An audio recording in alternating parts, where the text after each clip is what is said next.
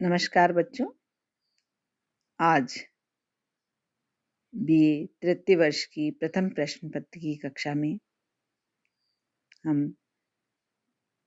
जयशंकर प्रसाद की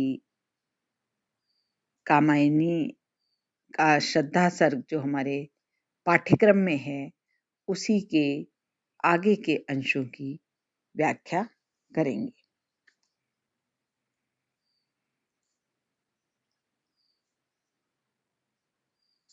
देखिए, दृष्टि जब आती हिमगिरी ओर, प्रश्न करता मन अधिक अधीर, धरा की यह सिकुड़न भयभीत, आहा कैसी है क्या है पीर। मधुरिमा में अपनी ही मौन, एक सोया संदेश महान, सजग हो करता था संकेत, चेतना मचल उठी अनजान। प्रस्तुत पंक्तियां या प्रस्तुत अवतरण जो है वो जयशंकर प्रसाद कृत कामायनी नामक महाकाव्य के तीसरे सर्ग श्रद्धा सर्ग से चयनित किया गया है बच्चों। और इसमें मनु ने अपनी अभिलाषा आदि के संबंध में बताते हुए मनु को श्रद्धा कह रही हैं। श्रद्धा और मनु का प्रथम परिचय इसी सर्ग में होता है। इससे पूर्व में मैंने बताया था आपको कि किस प्रकार से मनु जब श्रद्धा से मिलते हैं तो उनको अपने निराश जीवन में एक आशा की किरण दिखाई देती है। फिर मनु श्रद्धा से उनका परिचय पूछते हैं तो श्रद्धा कहती हैं कि जब मेरी दृष्टि हिमालय की ओर जाती है, दृष्टि जब आती हिमगिरी और हिमालय की ओर जाती है, प्रश्न करता मन अधिक अधीर, तो मेरा मन अत्यधिक अधीर होकर, अत्यधिक व्याकुल होकर ये प्रश्न करता है, जिज्ञासा करता है, धरा की यह सिकरन भयभीत, आह कैसी है क्या है पीर, कि वर्तमान में इस धरती पर फैली हुई भयानक स्थिति क्यों है। कौन सी भयानक स्थिति? जो चारों तरफ प्रलय और विनाश की जो ये लीला है ये क्यों है। इस धरती की सिकुड़न का क्या कारण है तथा इसकी पीड़ा और वेदना क्या है। क्या है पीर? मतलब इसकी पीड़ा और वेदना क्या है। मधुरिमा में अपनी ही मौन, एक सोया संदेश महान। और इस तरह की जिज्ञासा होने पर मेरे मन में सोया हुआ अर्थात एक अव्यक्त और महान संदेश अपनी मधुरिमा में उपस्थित होता है। सजग हो करता था संकेत, चेतना मचल उठी अनजान। उससे अनजाने में ही मेरी चेतना जो थी वो मचलने लगती है। अर्थात धरती पर व्याप्त निराशा, वेदना आदि को जानने के लिए मेरे मन में जिज्ञासा उत्पन्न हुई तथा फिर इसे जानने की चेतना जागृत होती है ना। यहाँ पर श्रद्धा का आशय यह है कि वह गंधर्व कन्या थी, गंधर्व देश से यहाँ पर आई। क्यों आई? इसलिए आई ताकि धरती पर व्याप्त निराशा और जो भयानक स्थिति है, प्रलय के कारण चारों ओर जो विनाश की स्थिति है, उसके विषय में ज्ञान प्राप्त कर लें। तो श्रद्धा के जो मन में एक जिज्ञासा की भावना है और उनकी संवेदनशीलता को यहाँ पर कवि ने व्यक्त किया है ना। और अलंकार तो है ही, अनुप्रास अलंकार है, काव्यलिंग अलंकार का यहाँ पर सुंदर प्रयोग हुआ है। और ये है ना, एक सोया संदेश महान में विरोधाभास अलंकार की छवि है। आगे की पंक्तियां देखिए। बड़ा मन और चले ये पैर, शैल मालाओं का श्रृंगार, आंख की भूख मिटी यह देख, आहा कितना सुंदर संभा। एक दिन सहसा सिंधु अपार, अकेला यह जीवन निरुपाय, आज तक घूम रहा विक्षिप्त, यहाँ देखा कुछ बलि का अन्न, भूत हितरत किसका यह दान, इधर कोई है अभी सजीव, हुआ ऐसा मन में अनुमान। इसमें देखो, श्रद्धा के द्वारा मनु से परिचय पूछे जाने पर उसने जो कुछ कहा है, यहाँ पर उसी का वर्णन किया है कवि ने।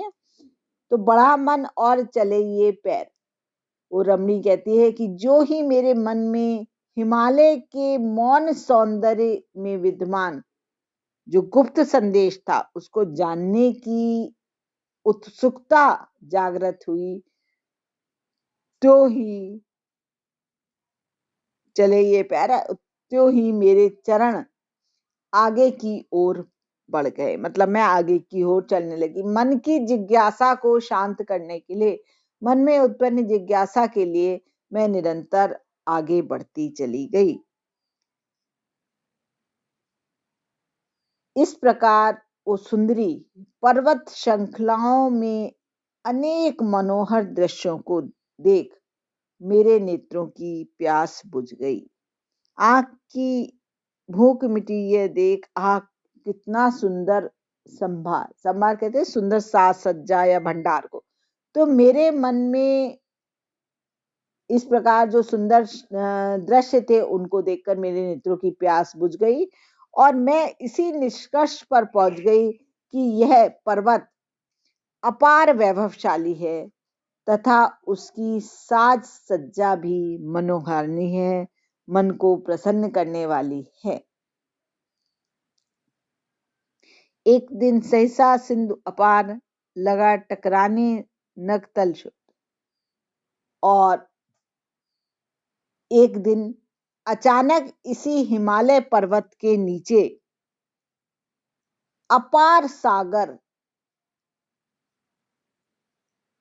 अपने पूरे वेग से, शुद्ध माने पूरे वेग के साथ उमड़ उठा और वह गरजता हुआ पर्वत की तलहटी से टकराने लगा। टकराने लगा नकतल, है ना, पर्वत की तलहटी से टकराने लगा। कैसे टकराने लगा? पूरे वेग के साथ उमड़कर टकराने लगा। अकेला यह जीवन निरुपाय आज घूमने लगा। विशब्द, विशब्द कहते हैं निर्भीक होकर, मतलब शांत होकर। और जो यहाँ पर वर्णन करा है, देखिए, वो जल प्रलय के भयंकरता की ओर ही संकेत किया है। उनका कहना है कि एक दिन हिमालय पर्वत के चारों ओर जल ही जल दिखाई पड़ने लगा और उसी समय से मैं भी निरुपाय सी होकर, अकेली सी होकर इधर उधर अकेली ही शांत होकर, निर्भीक होकर घूम रही हूँ।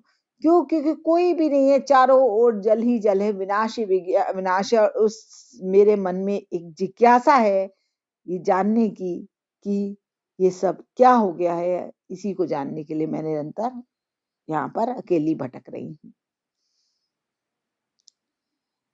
यहाँ पर देखिए, निरुपाय शब्द में असहाय और विवश जीवन की ओर संकेत किया है कवि ने, क्योंकि श्रद्धा भी अकेली है और मनु भी अकेले है और चारों ओर विनाश और जल ही जल है।